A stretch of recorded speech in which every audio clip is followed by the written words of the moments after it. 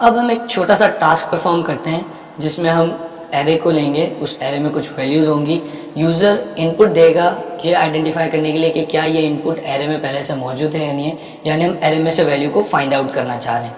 तो उसके लिए एरे और लूप के साथ मिलके इफ एल्स, और ये एक छोटी सी लॉजिक बन जाएगी, एक छोटा सा प्रोग्राम बन जाएगा जिसमें आप कि एरे में वैल्यूज़ मौजूद है और आप उसको फाइंड आउट करना चाह रहे हैं कि वो वैल्यू एरे में मौजूद है या नहीं है। इस टास्क को हम परफॉर्म करके देख लेते हैं।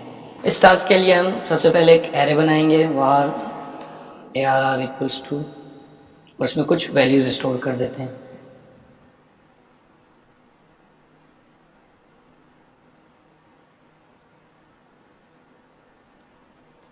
ये कुछ वैल्यूज मौजूद हैं इस एरे में। अब जब भी हम प्रोग्राम चलाएंगे तो यूज़र से इनपुट लें, तो यूज़र से इनपुट लेने के लिए हमने कहा var इनपुट आएगा प्रॉम्प्ट के थ्रू, और प्रॉम्प्ट में स्ट्रिंग आता है तो हमें पार्स करना पड़ेगा, इसलिए हमने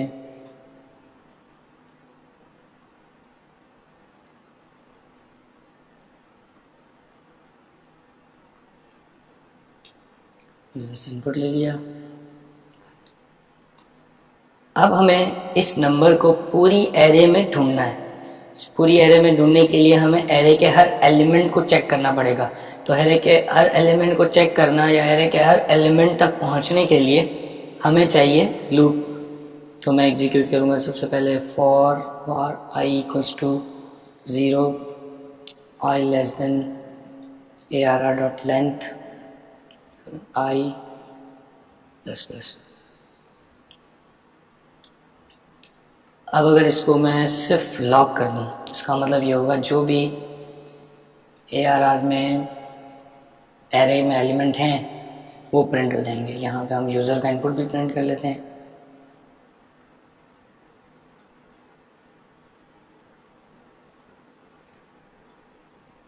और आउटपुट देखते हैं। यूज़र ने इनपुट दिया 45, यूज़र ने इनपुट दिया 45 और ये एरे प्रिंट हो गई। इस वक्त एरे में 45 मौजूद है। तो अभी तो हमने सिर्फ प्रिंट करवाया है। अब हम देखेंगे कि किस तरीके से हम इसे फाइंड आउट करते हैं। तो उसके लिए हमें करना ये पड़ेगा, हमें चेक करना पड़ेगा इफ़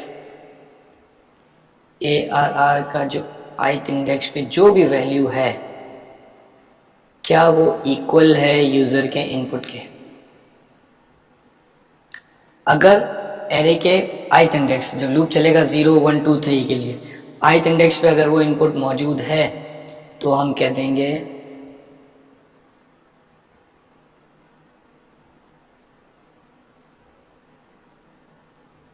फाउंड इनपुट ऑन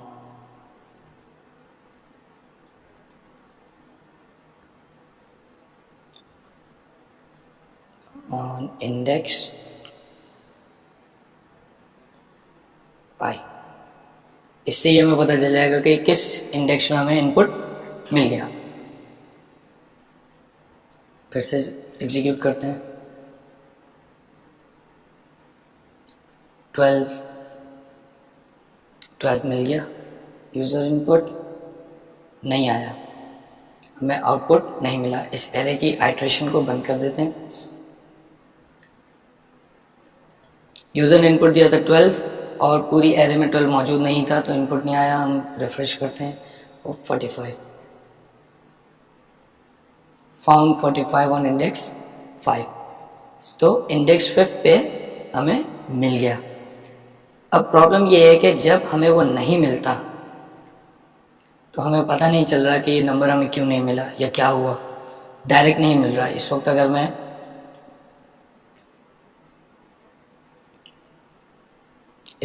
मैं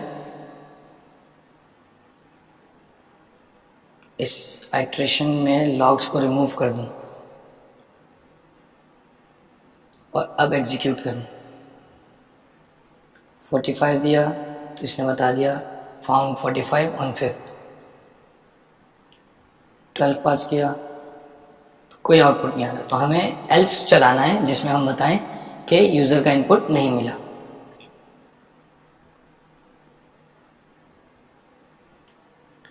इसके लिए हमने एल्स लिखा,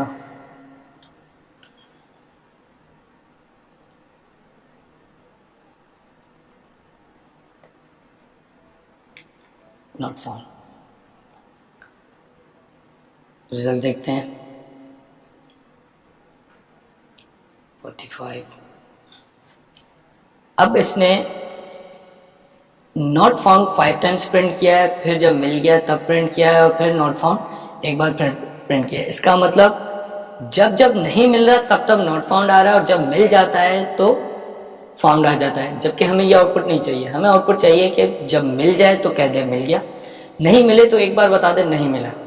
हर आइट्रेशन में ये हमें बता रहे हैं not found, not found, not found. उससे ये हो रहा है कि मल्टीपल आइट्रेशंस में ये हमें मिल रहा है, और जब हमें मिल जाए तो हमें लूप को ब्रेक भी करना है, लूप नहीं चलना चाहिए उसके बाद, तो हम ये कर सकते हैं ब्रेक, यहाँ लूप रुक जाएगा। लेकिन ये एल्स प्रॉब्लमेटिक है, ये एल्स हम नहीं लगा सकते। रीज़न ये है कि ये हर आइट्रेशन पे एल्स देगा, हमें हर आइट्रेशन पे एल्स नहीं चाहिए। तो क्या करें? अब हमारे पास ये तो हमें मिल गया कि लूप चलेगा, और जब इनपुट मिल जाएगा वो बता देगा फाउंड और लूप को ब्रेक कर देगा। लेकिन अगर नहीं मिलेगा इसका मतलब पूरा लूप चलेगा और कभी भी उसमें वो वैल्यू नहीं मिलेगी। तो लूप पूरा चल के जब ख़त्म हो जाए तब हम कोई तरीक़ेकार यूज़ करें जहाँ पर हम प्रिंट कर दें कि नॉट फाउंड, यानी कि यहाँ पर हमें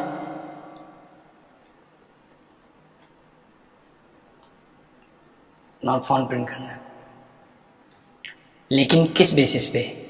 उस बेसिस पे जब हमारी कंडीशन, ये कंडीशन ना चले, लूप की पूरी आइट्रेशन के दौरान लूप 10 मरतबा चल रहा है या 15 मरतबा चल रहा है, वो एक बार भी इस इफ में ना आए, इसका मतलब ये है कि उसे वो वैल्यू नहीं मिली। तो हमें एक वेरिएबल लेना पड़ेगा, var found equals to false.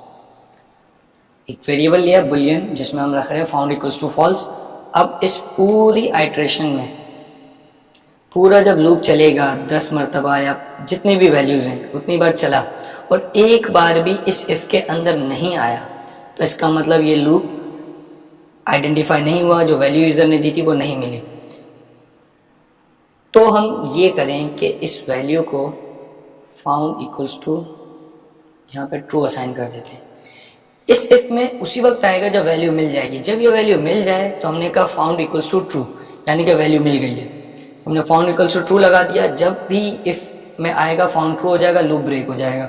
अब हमें ये पता चल गया कि हमारा ये वेरिएबल फाउंड उस वक्त ट्रू होगा जब वैल्यू मिली होगी, जब वैल्यू नहीं मिलेगी तो वेरिएबल में बाय डिफ़ॉल्ट फॉल्स मौजूद है। तो हम लूप से बाहर आकर हम चेक लगा सकते हैं, if found equals to false,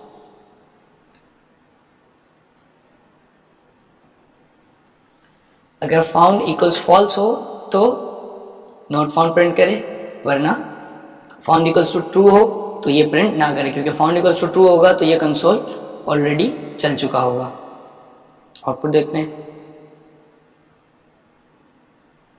दिया 45, found at index 5, 12 not found. मजीद कोई वैल्यू देते हैं, 87 फाउंड, 89 नॉट फाउंड। अब ये हमारी लॉजिक बन गई है और इसकी बेस पे यूज़र की इम्प्लीमेंटेशन हो सकती है। एक चेंज बाकी है, यहाँ पर जब हमने found equals to false use किया है, ये हमें यूज़ करने की ज़रूरत नहीं है, क्योंकि फाउंड इटसेल्फ बुलियन वेरिएबल है। जैसे कि हमने कंडीशंस में पढ़ा था कि जो कोई भी वैल्यू इफ़ में पास की जाती है वो बुलियन में कन्वर्ट हो जाती है, लेकिन ये बुलियन इटसेल्फ इस वक्त पास हो रहा है। तो इफ़ फाउंड जो भी है, इफ़ को चाहिए ट्रू या फॉल्स, फाउंड में इटसेल्फ ट्रू या फॉल्स मौजूद है, तो हमें कोई कंपैरिजन की ज़रूरत नहीं है। अगर ये फाउंड ट्रू होगा तो ये इफ़ चल जाएगा, अगर ये फाउंड फॉल्स होगा तो ये इफ़ नहीं चलेगा। यहाँ हमें कंडीशन उल्टी चलानी है कि फाउंड अगर ट्रू हो ये फाउंड ट्रू हो तो ये नॉट फाउंड ना है, क्योंकि फाउंड ट्रू तब होगा जब ये वैल्यू मिल जाएगी। फाउंड फॉल्स होगा तब हमें चलाना है, तो हम निगेट ऑपरेटर लगाएंगे, जैसे कि हम पहले देख चुके हैं, हमने लगा दिया निगेट एक्सक्लेमेटरी का साइन। अब फाउंड ट्रू होगा तो निगेट का साइन इसको फॉल्स कर देगा और ये नहीं चलेगा। फाउंड फॉल्स होगा यानी कि एक बार भी इस इफ में नहीं आया होगा और फाउंड में ट्रू नहीं सेट हुआ होगा, फाउंड फॉल्स होगा। फाउंड फॉल्स होगा तो निगेट इसको कन्वर्ट कर देगा, ट्रू हो जाएगा और ये नॉट फाउंड प्रिंट हो जाएगा। फिर से देखते हैं आउटपुट। 45 found, 12 not found. अब ये हमारी सिंपल सी लॉजिक बन गई जिसमें यूजर एरे के अंदर से इनपुट फाइंड कर रहा है। आप इस तरह की मजीद एग्जांपल्स करके इसके थ्रू आप सॉर्ट कर सकते हैं, सर्च कर सकते हैं। मैनिपुलेशन जो एरे की है, लूप, आपकी जितने भी हमने फंडामेंटल्स पढ़े हैं, लूप, एरेज, इफ एल्स, इन सबको मिलाकर आप यूज़ कर सकते हैं और एक बेहतरीन लॉजिक बना सकते हैं। एरे पर ऑपरेट करने के लिए बहुत सारी यूटिलिटी फंक्शंस मौजूद हैं जो कि एरे पर ऑपरेट करने के लिए आपको फैसिलिटेट करते हैं। एरे से डेटा फाइंड करने के लिए, सर्च करने के लिए, एरे को मैनिपुलेट करने के लिए वो फंक्शन काफ़ी हेल्पफुल देते हैं। उनमें से कुछ फंक्शंस अभी हम देखते हैं। जो सबसे पहला फंक्शन है स्प्लाइस। स्प्लाइस बेसिकली जब हम एरे में कोई एलिमेंट ऐड करते हैं, चाहे पुश के थ्रू हो, चाहे किसी इंडेक्सिंग के थ्रू हो, चाहे अनशिफ्ट के थ्रू हो, होता ये है कि वो एरे में किसी पर्टिकुलर एंड पर, पुश एंड में ऐड करता है, अनशिफ्ट स्टार्ट में ऐड करता है। अगर आप इंडेक्स से कर रहे हैं तो वो बेसिकली एक, फॉर एग्जांपल आपके एरे में 4 एलिमेंट है, आपने सेकंड एलिमेंट पे कोई एलिमेंट ऐड करना है, इंडेक्स के थ्रू जब आप करेंगे तो वो उसको ऐड नहीं करेगा, सेकंड पे जो पहले से मौजूद होगा उसको रिप्लेस कर देगा। हम क्या चाह रहे हैं कि एरे के मिडिल में, बीच में कहीं बाद में हमें ज़रूरत पड़ रही है एलिमेंट को पुश करने की, तो 4 एलिमेंट्स हैं, मैं चाह रहा हूँ थर्ड इंडेक्स पे कोई एलिमेंट पुश हो और बाकी 2 एलिमेंट आगे मूव हो जाए, रिप्लेस ना हो, आगे मूव हो जाए। तो उसके लिए स्प्लाइस का फंक्शन काफ़ी हेल्पफुल है। स्प्लाइस के फंक्शन में आप बता सकते हैं कि कोई सी पर्टिकुलर इंडेक्स पर किसी एलिमेंट को ऐड करो तो वो बाकी एलिमेंट्स को आगे मूव कर देगा। आप ये बता सकते हैं कि किसी पर्टिकुलर इंडेक्स पे एलिमेंट ऐड करो और उससे आगे के 2, 4 या 6 एलिमेंट को रिमूव कर दो, आप रिप्लेस करवा सकते हैं। आपने कहा 1 इंडेक्स पे ऐड करो और अगले 2 इंडेक्स को रिमूव कर दो, तो 2 इंडेक्स को रिमूव कर देगा, 1 इंडेक्स पे ऐड करेगा। तो ये सारा ऑपरेशन ऐड और रिप्लेस का मिडिल ऑफ द एरे आप स्प्लाइस के थ्रू परफॉर्म कर सकते हैं। स्प्लाइस के थ्रू जब आप एरे के किसी पर्टिकुलर इंडेक्स पे एलिमेंट ऐड कर रहे हैं तो आप कोई पर्टिकुलर एक एलिमेंट ऐड करें तो बाकी एलिमेंट आगे मूव हो जाएंगे, आप 2 या 3 एलिमेंट ऐड करें बाकी एलिमेंट आगे मूव हो जाएंगे। तो आप सिंगल एलिमेंट भी एरे के मिडिल में कहीं ऐड कर सकते हैं, एक से ज़्यादा एलिमेंट भी ऐड कर सकते हैं। इसके अलावा जब आप एलिमेंट ऐड कर रहे हैं तो आप एग्जिस्टिंग एलिमेंट को रिप्लेस कर सकते हैं या रिमूव कर सकते हैं। तो आप बता सकते हैं कि पहले इंडेक्स पे ऐड करो और 2 एलिमेंट रिमूव कर दो, तो पहले इंडेक्स पे ऐड करेगा तो इंडेक्स 1 और 2 को रिमूव कर देगा। इसकी आप ये एग्जांपल देखें। इस एग्जांपल में एक एरे है फूड्स, पिज़्ज़ा, बर्गर, स्नैक्स, इसमें वैल्यूज़ हैं। अब आपने कहा फूड्स डॉट स्प्लाइस। अब आपने फूड्स डॉट स्प्लाइस कॉल किया, इसमें पहला आर्ग्यूमेंट आपने पास किया 1, फिर आपने पास किया 0 और फिर आपने पास किया सैंडविच। अब होगा ये कि आप कह रहे हैं कि इंडेक्स 1 पे एलिमेंट को ऐड करो, सैंडविच को ऐड करो, और ये जो 0 है ये आर्ग्यूमेंट बता रहा है कि कितने एलिमेंट रिप्लेस करो। इस वक्त हम कोई भी एलिमेंट रिप्लेस नहीं करना चाह रहे, हम सिर्फ ऐड करना चाह रहे हैं। तो इसने पिज़्ज़ा, सैंडविच, बर्गर इसको ऐड किया और पिज़्ज़ा के बाद इंडेक्स 1 पे सैंडविच ऐड कर दिया और बर्गर और स्नैक्स उसके बाद आगे मूव हो गए। तो 0 पर पिज़्ज़ा, 1 पे सैंडविच, 2 पे बर्गर और 3 पे स्नैक्स हो गया। ये आप एरे मूव हो जाएगी इस तरीके से। एक और एग्जांपल देखें।